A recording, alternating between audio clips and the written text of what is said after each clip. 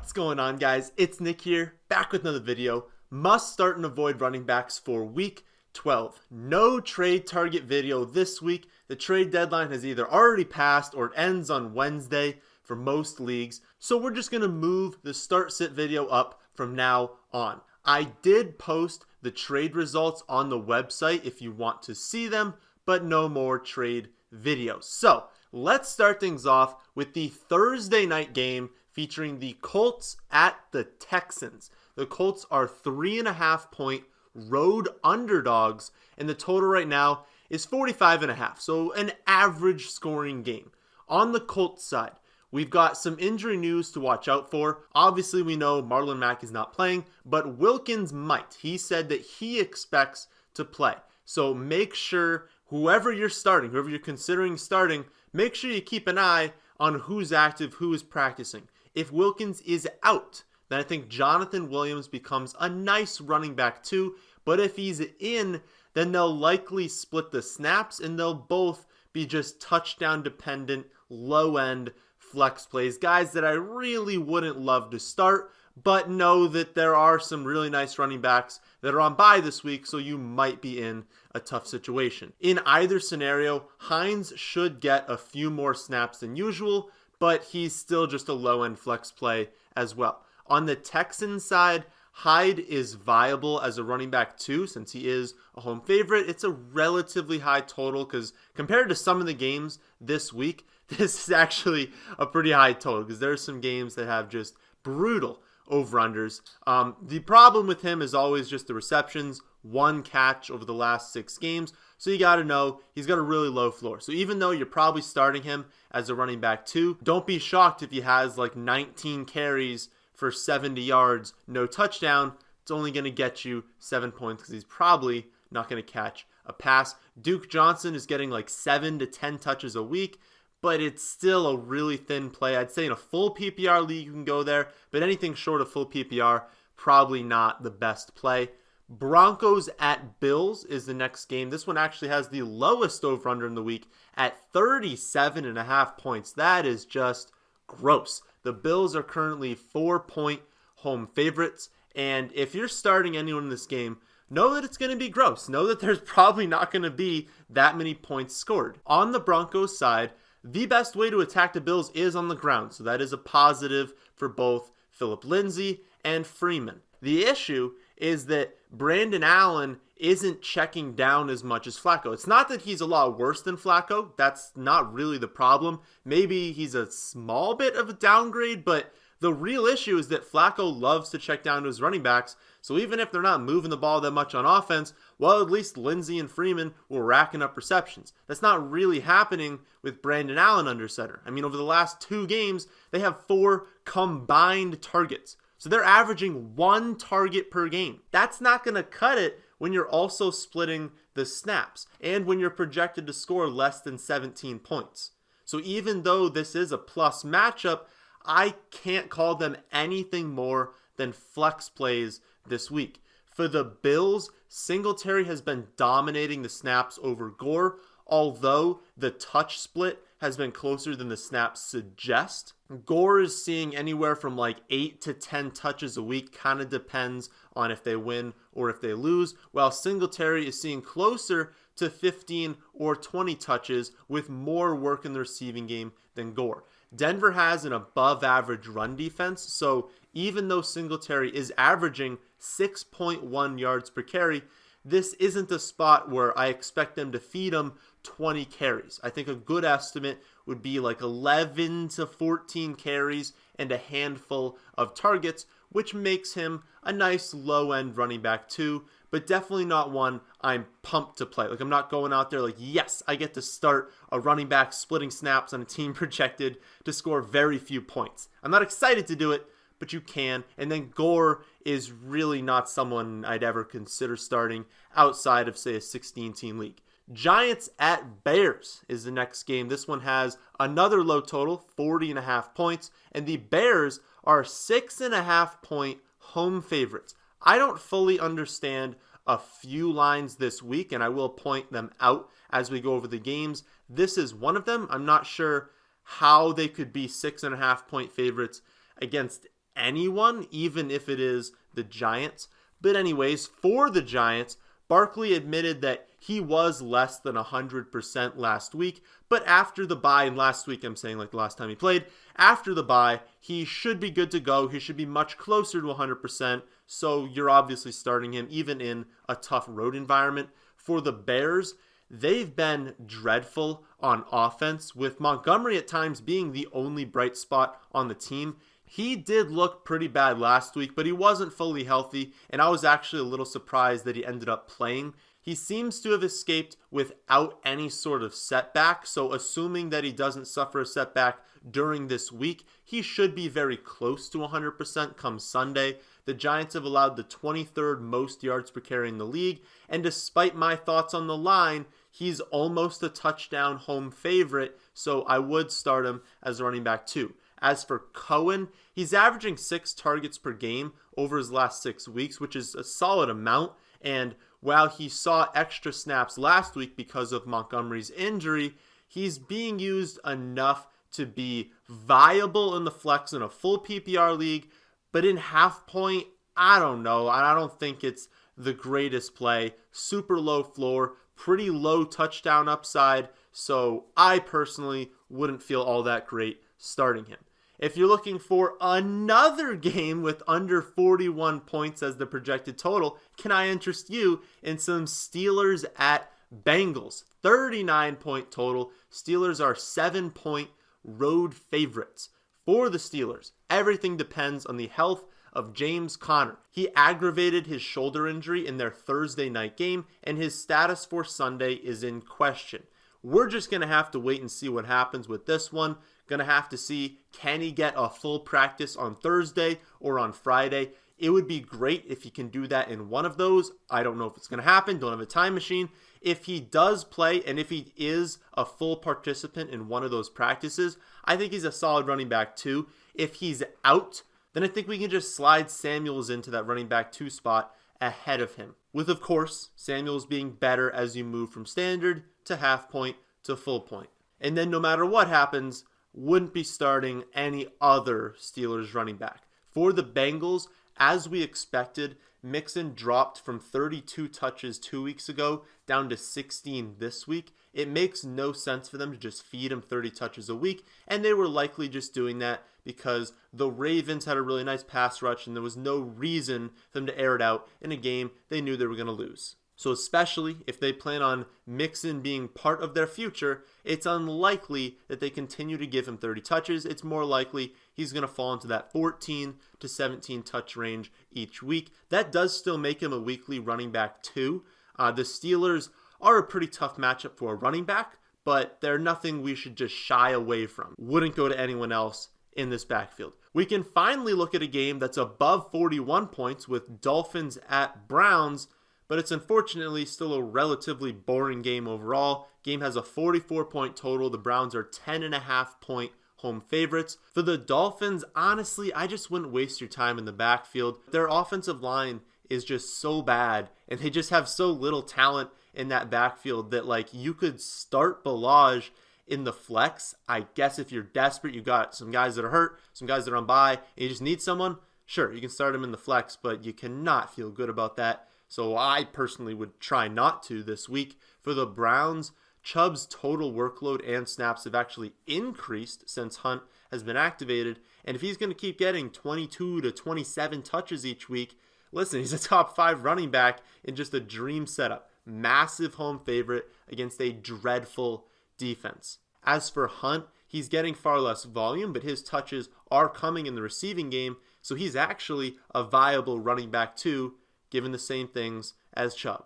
Massive home favorite against a terrible defense. Finally, we get to go over a good game with Bucs at Falcons, although you wouldn't be able to tell from the records from these teams, but it should be a pretty solid game. The over-under is currently 51.5, and the Falcons are actually 4.5-point home favorites.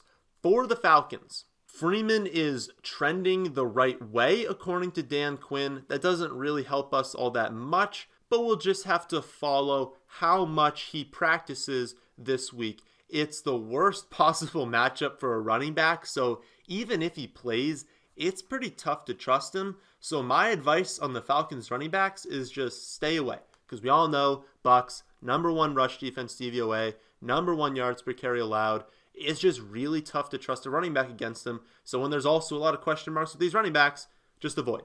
For the Bucs, probably another situation to avoid. They got down 20 points really early last week, so they threw the ball 51 times compared to just 8 rush attempts. That's not the ideal game script for any of these backs, and like I said last week, it's really tough to trust a running back on a really bad team. Jones is the only one that I'd consider starting, but he's nothing more than a flex play this week, and I'd probably still try and find someone else. Detroit at Washington is the next game, and this one has a 42.5 point total with the Lions 3.5 point road favorites. For the Lions, a lot of people are going to flock to Bo Scarborough, especially as a favorite against a pretty bad team. But here's the thing.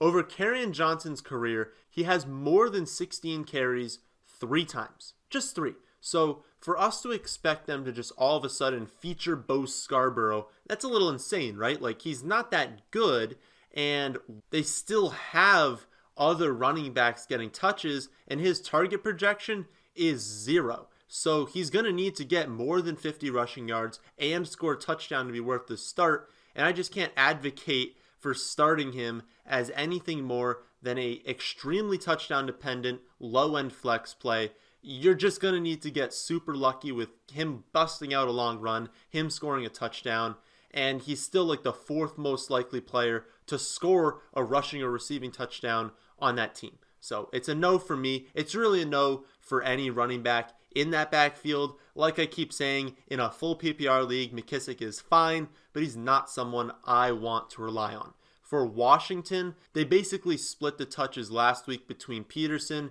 and Geis. And like I've been saying in these waiver wire videos, I imagine they're going to start shifting more and more work towards Geis as the season comes to a close. So I wouldn't play Peterson, and Geis is viable in the flex. But again, I'd prefer if my team had a better option. Raiders at Jets is the next game, and we get a fairly easy game to break down. The total's 45.5 with the Raiders 3-point road favorites.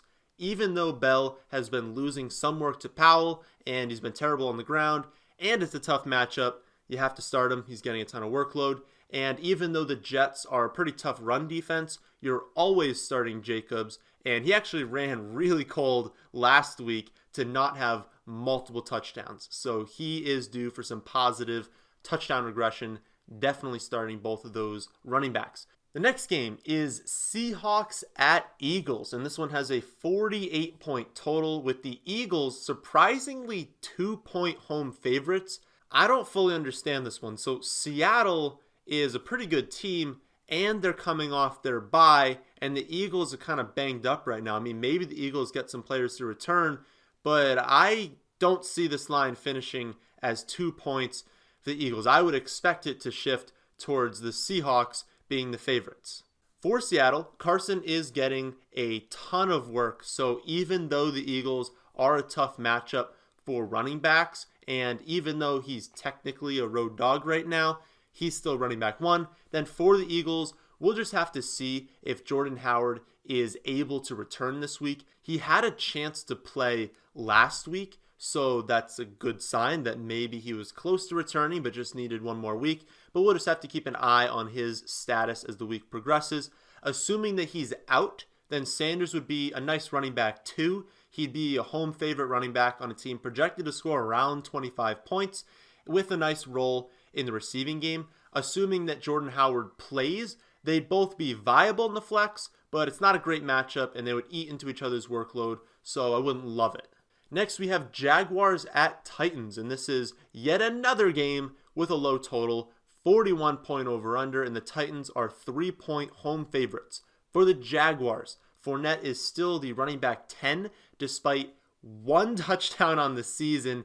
No other running back inside the top 10 has fewer than 6 touchdowns on the year. So he is a weekly running back 1 who's going to score eventually. For the Titans, always start Derrick Henry as well.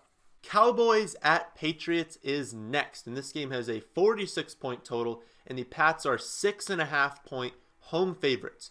For the Cowboys, this is a brutal matchup, but I shouldn't have to tell you that you're always starting Zeke. For the Patriots, as we discussed a few weeks ago, Sony Michel was a massive sell high after the Patriots' first half ended. He's not going to be as involved in these games that are more competitive, and he's really tough to trust at this point given his lack of receiving game role, given that they're not going to be scoring as many points, and he's not going to be getting as much volume. I much prefer starting James White. I know that he hasn't shown a massive ceiling, but he's been really unlucky with touchdowns, and his worst game on the season is 8 fantasy points. So I'd be fine using him as a running back 2 or in the flex. The Sunday night game will be Packers at 49ers, and the over-under is 46 points, with the 49ers 3-point home favorites. For the Packers, Aaron Jones is seeing around 9 to 13 touches a week while Adams is healthy. He's just had 10 touchdowns over his last 6 weeks.